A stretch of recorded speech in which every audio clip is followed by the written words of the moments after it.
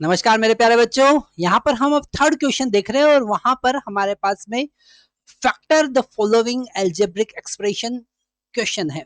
Okay, मतलब वो कह रहे हैं कि इसके फैक्टर फॉर्म लिखो। अभी यहाँ पर एडिशन के फॉर्म में है तो मल्टीप्लीकेशन के फॉर्म में आपको इसको कन्वर्ट करना है। फर्स्ट क्वेश्चन हमारी स्क्रीन पर है।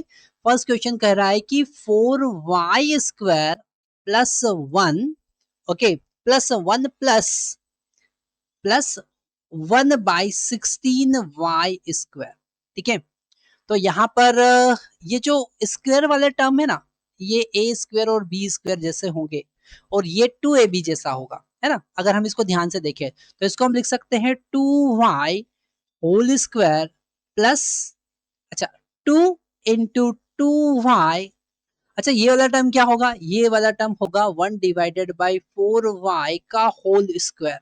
तो यहाँ पर b का वैल्यू क्या है? b का वैल्यू है 1/4y और a का वैल्यू क्या था? 2y। तो a का वैल्यू 2y और b का वैल्यू 1/4y। तो यहाँ पर ऑटोमेटिकली ये 4 कैंसिल हुआ, y कैंसिल हुआ और 1 बचा। मतलब इस 1 को हमने ऐसा एक्सपांड कर दिया। तो क्यों किया वो आपको समझना पड़ेगा, क्योंकि हमने यहाँ पर आइडेंटिटी बनाया a square plus 2ab plus B square और ये होगा किसके बराबर? a plus b whole square के बराबर। तो यहाँ पर ये समझना पड़ेगा। ठीक है, तो ये जो हमारे पास में आंसर होगा वो होगा a प्लस बी मतलब 1/4y और इसका होल स्क्वायर। तो ये हमारा आंसर है। ठीक है, तो फर्स्ट वाला प्रॉब्लम कैसे सॉल्व करना है वो हमको समझ में आया। सेकंड वाला प्रॉब्लम हम यहाँ पर सॉल्व करते हैं। सेकंड वाला प्रॉब्लम भी हमारे लिए इजी ही है। वहां पर उन्होंने कहा है 9m² माइनस 1/25n²। ओके, तो यहाँ पर अगर ध्यान से इसे समझेंगे तो a² माइनस b² का टर्म बन रहा है। इसे हम लिख सकते हैं 3m whole square minus 1/5n whole square. ठीक है, तो यहाँ पर कौन सा आइडेंटिटी यूज करेंगे? a² minus b² is equal to a minus b into a plus b। ये वाला आइडेंटिटी हम यूज कर लेंगे। ठीक है, तो यहाँ पर a का वैल्यू कितना है? a का वैल्यू है 3m और b का वैल्यू कितना है? 1/5n। ठीक है, तो इसके फैक्टर क्या होंगे? इसके फैक्टर होंगे 3m माइनस 1/5n और दूसरा क्या होगा? 3m प्लस 1/5n, है ना। तो हम कौन सा आइडेंटिटी यूज कर रहे हैं वो एक्सप्रेशन देख के हमको समझ में आएगा। ठीक है, यहाँ पर थर्ड प्रॉब्लम हम देखें तो थर्ड प्रॉब्लम भी सेकंड प्रॉब्लम से कुछ मैच कर रहा है। स्क्रीन पर लिखा है 27b³ माइनस 1/64b³। ठीक है, तो यहाँ पर ये क्यूबिकल एक्सप्रेशन हमें यहाँ पर यूज करना पड़ेगा a³ माइनस b³ का प्रॉपर्टी। तो पहले इसे ध्यान से समझ लीजिए, पूरा लिख लीजिए। यहाँ से हमारा ये क्वेश्चन नंबर 2 आता है, ये क्वेश्चन नंबर 1 है। अब हम क्वेश्चन नंबर 3 सॉल्व करेंगे। तो थर्ड प्रॉब्लम हमसे कह रहा है कि आप यूज करो a³ minus b³। 27b³ minus 1/64 okay, ऐसा आइडेंटिटी है। इसको हमको फैक्टर बनाना है, इसके फैक्टर बनाना है। तो हम यहाँ पर सबसे पहले इसे 3b का क्यूब माइनस 1/4b का क्यूब लिखेंगे, है ना। तो ये हमको आइडेंटिटी यूज करने के लिए कह रहा है a³ minus b³ is equal to a minus b in the bracket a² plus ab plus b²। ठीक है, ये वाला आइडेंटिटी हमको यूज करना है। तो यहाँ पर अगर कंपेयर करें तो a का वैल्यू हमको मिल रहा है 3b और b का वैल्यू मिल रहा है 1/4b। ठीक है, तो इनका वैल्यू हम यहाँ पर पुट करते हैं तो हमको मिलेगा 3b, इसे हम यहाँ नहीं यहाँ सॉल्व करते हैं। हमको मिलेगा 3b माइनस 1/4b और a² मतलब 3b का whole square plus a into b मतलब 3b into 1/4b plus b² मतलब 1/4b का होल स्क्वायर। ठीक है, तो यहाँ पर इसे हम आगे सॉल्व करते हैं तो हमको मिलेगा 3b माइनस 1/4b। ओके, ये कितना हो जाएगा, ये हो जाएगा 9b स्क्वायर, 9b स्क्वायर, और यहाँ b से b कैंसिल हो जाएगा, प्लस 3/4 प्लस 1/16b स्क्वायर। तो ये हमारे दो फैक्टर बने। ठीक है, जिसमें से एक फैक्टर a माइनस बी था। तो हमको ये समझ में आ रहा है कि कैसे आइडेंटिटी यूज करना है। सारी आइडेंटिटी का हम यहाँ पर एप्लीकेशन देख रहे हैं। ठीक है, फोर्थ वाला प्रॉब्लम जो यहाँ पर हम सॉल्व कर सकते हैं, तो फोर्थ वाला प्रॉब्लम हम यहाँ पर सॉल्व कर रहे हैं। फोर्थ वाले प्रॉब्लम में क्या गिवन है, x square plus 5/6 x plus 1/6। ठीक है, x square plus 5/6 x plus 1/6। ठीक है, तो यहाँ पर इस 5/6 को हमको दो ऐसे पार्ट में डिवाइड करना है कि उनका प्रोडक्ट 1/6 आ जाए। ठीक है, तो अगर हम यहाँ पर इस 5/6 को अगर देखते हैं तो 3/6, ओके, और 2/6, ओके, 2/6 प्लस 2/6, तो ये कितना हुआ, 5/6 हुआ ना। और यहां पर अगर इन दोनों का मल्टीप्लीकेशन करते हैं 3/6 इंटू 2/6, तो हमको मिला 6/6 मतलब 1/6, मतलब सही कर रहे हैं हम यहाँ पर, है ना। तो अब इसे दो पार्ट में हम डिवाइड कर देते हैं, तो हमको मिलेगा x square plus 3/6 x plus 2/6 x plus 1/6। ठीक है, आगे देखते हैं, तो यहां पर हम x कॉमन लेते हैं, तो हमको मिला x प्लस 3/6। यहां पर हम 2 कॉमन ले लेते हैं, तो हमको मिला x प्लस, नहीं नहीं, हमको 1/6 कॉमन लेना पड़ेगा। यहां से 1/6 कॉमन लिया तो हमको मिला 2x प्लस 1। ठीक है, ऐसा कुछ मिलेगा। तो अब यहाँ पर कुछ गड़बड़ हो रहा है शायद, क्यों, क्योंकि यहाँ पर हमको 1 को अगर हमने 1/6 2 भी कॉमन ले लेते हैं, है ना, 2 भी अगर हम कॉमन ले लेते हैं तो हमको यहाँ पर कॉमन लेना पड़ेगा 2, 2 ही कॉमन लेना पड़ेगा, 2/6 कॉमन लेना पड़ेगा, तो ये हो जाएगा x प्लस ये बचेगा यहाँ पर 3/6। अब ये कैसे हुआ, थोड़ा सा ध्यान से समझना पड़ेगा, क्योंकि यहाँ पर कुछ हमको ट्रिक यूज करना पड़ेगी। अगर आपको यहाँ पर 2/6 कॉमन लेना है ना, तो 2/6 एक्स प्लस, है ना, 2 का मल्टीप्लाई और 2 का डिवाइड करना पड़ेगा। ठीक है, तो हमने 2 का मल्टीप्लाई किया और 2 से डिवाइड किया, और 1/6 ऑलरेडी प्रेजेंट था। ये सेकंड वाला टर्म ध्यान से समझना है। तो x, तो यहाँ पर ये वाला पहला वाला टर्म तो एज इट इज है। अच्छा, यहाँ पे पहले वाला टर्म को इसको हम लिख सकते हैं 1/2 प्लस, अगर हमने 2/6 कॉमन लिया तो x प्लस 1/2 बचेगा, क्योंकि ये 2/6 जो है ये तो कॉमन आ गया, 2/6 मतलब 1/3, है ना। तो ये x प्लस 1/2 कॉमन आया, और x प्लस ये 2/6 मतलब 1/3, तो 1/3, तो ये हुआ फैक्टर। ठीक है, अब यहाँ पर क्या कॉन्सेप्ट यूज किया वो ध्यान से समझना पड़ेगा। ठीक है, आप इसे दूसरी मेथड से भी वैसे सॉल्व कर सकते थे, आप एलसीएम लेके इसे 6x² बनाकर फिर सॉल्व कर सकते थे, पर यहाँ पर हमने इस टाइप का भी कोई एक्सप्रेशन नहीं देखा है जहां पर x का भी कुछ कोफिशिएंट हो, क्योंकि यहाँ पर जब x का कुछ कोफिशिएंट होता है तो ये a और c का जो मल्टीप्लीकेशन होता है उसके टर्म में हम इस बीच वालों को डिवाइड करते हैं, तो वो थोड़ा सा हम आगे जाके देखेंगे। अभी हमें इस तरीके से सॉल्व करना है। तो यहाँ पर हमने थोड़ा सा एक बार एक्सप्लेन कर लेते हैं कि ये 5/6 को 2/6 और 3/6 में हमने दो पार्ट में डिवाइड किया और फिर यहाँ पर थोड़ा अरेंज किया है उसे। ठीक है, तो हमारा यहाँ पर क्वेश्चन नंबर 4 भी सॉल्व हुआ। तो यहाँ पर अब हम पहुंच गए हैं फिफ्थ प्रॉब्लम पर, और फिफ्थ प्रॉब्लम में हमारे पास चार टर्म है।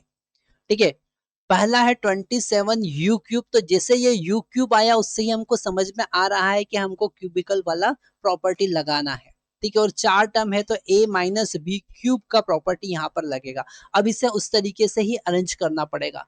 तो यहाँ पर ये a क्यूब और ये b क्यूब बन गया, है ना, क्योंकि 125 मतलब 5 का क्यूब।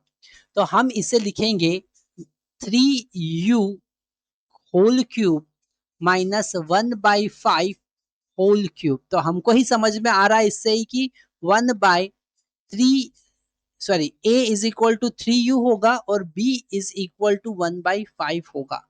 और हम यहाँ पर आइडेंटिटी यूज करेंगे a minus B whole cube is equal to a cube minus B cube minus 3a square b, जहां a का स्क्वायर है वो माइनस होगा और जहां b का स्क्वायर है वो प्लस होगा। ठीक है, क्योंकि b यहाँ पर नेगेटिव है और b नेगेटिव और उसका स्क्वायर करेंगे तो प्लस आएगा। ठीक है, तो ये आइडेंटिटी यूज करना। अब इसे इसी तरीके से हमको अरेंज करना है। तो यहाँ पर ये पहला टर्म, ये दूसरा टर्म।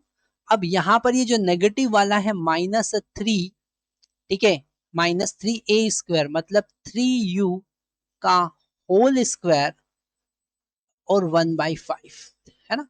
तो यहाँ पर 3u का होल स्क्वायर मतलब ये 9 हुआ, 9 इंटू 3 27 हुआ, u स्क्वायर मतलब ऐसा अरेंज कर सकते हैं इसे हम, प्लस 3a, 3a का वैल्यू कितना है 3u इंटू बी स्क्वायर कितना है 1/5 का स्क्वायर। तो यहाँ पर ये 1/5 का स्क्वायर कितना हुआ 25 हुआ और ये 9 मतलब सही हो गया अब हमारा। तो इसे हम क्या लिख सकते हैं, इसे हम लिख सकते हैं 3u माइनस 1/5 का होल क्यूब। ठीक है, तो ये आइडेंटिटीज आपको बिल्कुल अच्छे से याद होना चाहिए, मुंह जबानी होना चाहिए, तो ही आप इस टाइप की प्रॉब्लम फटाफट सॉल्व कर सकते हैं। और वो रटने की जरूरत नहीं है, वो ऑटोमेटिकली आपको याद होंगे अगर आप मल्टीपल क्वेश्चन सॉल्व करते हैं। और मल्टीपल क्वेश्चन सॉल्व करने के लिए आपके पास मल्टीपल क्वेश्चन होना चाहिए। तो आप कोई अच्छी रेफरेंस बुक यूज करें, आप आर डी शर्मा यूज करें, आप आर एस अग्रवाल यूज करें, ठीक है, आप अलग अलग पब्लिकेशन की रेफरेंस बुक जो है वो यूज कर सकते हैं और उससे रिलेटेड न्यूमेरिकल, क्योंकि अभी ये लेटेस्ट बुक है तो हो सकता है कि एग्जैक्ट जो सिलेबस है वो इन रेफरेंस बुक में रेप्लिका नहीं मिले, इसलिए हम आपको वर्कशीट प्रोवाइड करेंगे जो टॉपिक वाइज होगी और उन वर्कशीट के जो क्वेश्चन है वो रिलेटेड टू जो हम पढ़ रहे हैं वही होंगे। तो आप जरूर वो ट्राई कीजिएगा, तो आपको बहुत ज्यादा हेल्प मिलेगी। तो यहाँ पर हमने क्वेश्चन नंबर 5 सॉल्व किया। क्वेश्चन नंबर 6 हम यहाँ पर सॉल्व करते हैं। क्वेश्चन नंबर 6 क्या कह रहा है, क्वेश्चन नंबर 6 हमसे कह रहा है कि पी क्यूब, यहाँ पर भी क्यूबिकल आइडेंटिटी बन रही है ना। क्वेश्चन नंबर 6 जो है, क्वेश्चन नंबर 6 है हमारे पास 64y cube, 64y cube minus sorry plus 1 divided by 125 z cube. तो ये तो समझ में आ रहा है हमको कि a cube plus b cube का आइडेंटिटी बना, है ना। तो इसे हम क्या लिख सकते हैं, इसे हम लिख सकते हैं 4y whole cube plus z/5 whole cube. ठीक है, तो यहां पर आप आइडेंटिटी यूज करेंगे a cube plus b cube, और इसमें क्या होता है, इसमें a प्लस b फैक्टर बनता है। कौन सा फैक्टर बनता है, a प्लस b का फैक्टर बनेगा, और ब्रैकेट में होगा a square minus A B plus B square, यहां बीच में माइनस आता है। ठीक है, तो अगर हम यहाँ पर a का वैल्यू 4y और b का वैल्यू z/5 लेते हैं तो हमको क्या मिलता है, a का वैल्यू 4y तो 4y प्लस z/5। ओके, ये पहला फैक्टर। दूसरा फैक्टर a स्क्वायर मतलब 4y का होल स्क्वायर, यहाँ पर हम स्क्वायर ब्रैकेट यूज कर लेते हैं, a माइनस a मतलब 4y इंटू b मतलब z/5, okay, plus b square मतलब z/5 का होल स्क्वायर। तो ये हमारा सेकंड फैक्टर बना। इसे अरेंज कर सकते हैं थोड़ा सा, तो हमको मिलेगा 4y प्लस z/5, ओके, ये हो जाएगा 16y स्क्वायर, और ये हो जाएगा 4/5y into Z plus Z square divided by 25। ठीक है, तो ये हमारा आंसर हुआ। ठीक है, तो यहाँ पर आपको अब थोड़ा थोड़ा कॉन्फिडेंस आ रहा होगा कि हम कैसे एल्जेब्रिक आइडेंटिटीज को अलग अलग जगह यूज कर पा रहे हैं। तो 7th वाला प्रॉब्लम हमारा सॉल्व हुआ, सॉरी 6th वाला प्रॉब्लम सॉल्व हुआ। अब 7th वाले प्रॉब्लम पर हम पहुंचेंगे, जो बोल रहा है कि यहाँ पर फिर से हमारे क्यूबिकल आइडेंटिटी यूज करना है, P cube plus 27 Q cube plus R cube minus 3 P Q R. अब यहाँ पे तो बिल्कुल जो सबसे एक्सेप्शनल आइडेंटिटी है, सबसे अलग हटके आइडेंटिटी है, वो हमें यूज करना पड़ेगी। कैसे यूज करते हैं हम जरा देखते हैं। इसे आप जब तक लिख लीजिए और हम इसे अब रब कर रहे हैं। तो मेरे प्यारे बच्चों, ये जो 7th वाला एक्सप्रेशन हमको दिख रहा है, इसमें हमको सबसे लास्ट वाला आइडेंटिटी यूज करना है, जो हमने देखा था। हमने देखा था X cube plus Y cube plus Z cube minus 3xy z is equal to x plus Y plus z in the bracket x square plus y square plus z square plus x into y plus y into z plus z into x होता है। ठीक है, तो जब हम इसे compare करेंगे तो यहां पर x का वैल्यू है p, y का वैल्यू है 3q, क्योंकि इसे हम क्या लिख रहे हैं, 3q का होल क्यूब, और z का वैल्यू है r। ठीक है, तो ये जो एक्सप्रेशन बनेगा वो बनेगा एक्स वाई जेड। ठीक है, क्या बनेगा, एक्स वाई जेड। तो एक्स का वैल्यू कितना है, p प्लस 3q प्लस, और यहां पर ये नेगेटिव है, नेगेटिव है, r यहां पर नेगेटिव है। ठीक है, तो इसे हमको z को माइनस r लिखना पड़ेगा। ठीक है, माइनस r लिखना पड़ेगा, तो हमने लिखा माइनस r। ठीक है, z को माइनस r से रिप्लेस करना है, तो ये हो जाएगा p square plus 3q whole square minus, तो z माइनस r का स्क्वायर करेंगे तो प्लस ही होगा, उसमें कोई चेंज नहीं होगा, प्लस x का वैल्यू कितना है p, y का वैल्यू कितना है 3q। ओके, आगे हम ब्लैक कलर से ही लिख देते हैं, प्लस y का वैल्यू कितना है 3q, और z का वैल्यू कितना है माइनस r, प्लस z का वैल्यू कितना है माइनस r, और x का वैल्यू कितना है p। ठीक है, तो यहां पर हमें ये ब्रैकेट यूज करना पड़ेगा। ठीक है, तो इससे हम और आगे सिंप्लीफाई कर सकते हैं, जो हम यहां पर कर रहे हैं। हमको मिलेगा p plus 3q minus r in the bracket, ये हो जाएगा p square plus 9q square plus r square, है ना। आगे देखते हैं, ये कितना हो जाएगा, plus 3pq minus 3qr minus rp। Okay, तो ये हुआ फैक्टर। आपको समझना है कि कैसे आइडेंटिटी हमने यूज किया। ठीक है, तो यहां पर हमारा 7th वाला प्रॉब्लम भी सॉल्व हुआ। 8th प्रॉब्लम हम देखते हैं। 8th तो थोड़ा हमको इजी लग रहा है ना, क्योंकि इतने लंबे लंबे एक्सप्रेशन सॉल्व करने के बाद में 8th वाला प्रॉब्लम तो 9m square minus 12m plus 4 है ना।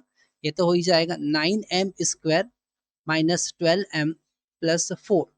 ठीक है, तो यहाँ पर अगर हम देखें तो क्या स्क्वायर वाला टर्म बन रहा है, 3m का whole square minus 2 into 3m into 2 plus 2 का स्क्वायर बन रहा है ए स्क्वायर। अब यहाँ पर आप देखो ये 12 हो गया ना, 4 इंटू 3 12 हो गया, है ना। तो सही बन रहा है हमारा, मतलब 3m माइनस 2 का होल स्क्वायर, ये हमारा आंसर आ जाएगा, है ना। तो ये हमारा आंसर आ गया। तो 8th वाला प्रॉब्लम तो बड़ा इजी ही था। ठीक है, तो हमने यहाँ पर अलग अलग टाइप के एक्सप्रेशन को सॉल्व करने के लिए अलग अलग आइडेंटिटीज यूज की है। ठीक है, और आइडेंटिटीज का रिवीजन करना बहुत ज्यादा जरूरी है। सारी आइडेंटिटीज आपके माइंड में होना चाहिए। और हम आगे बढ़ते हैं नेक्स्ट क्वेश्चन के साथ।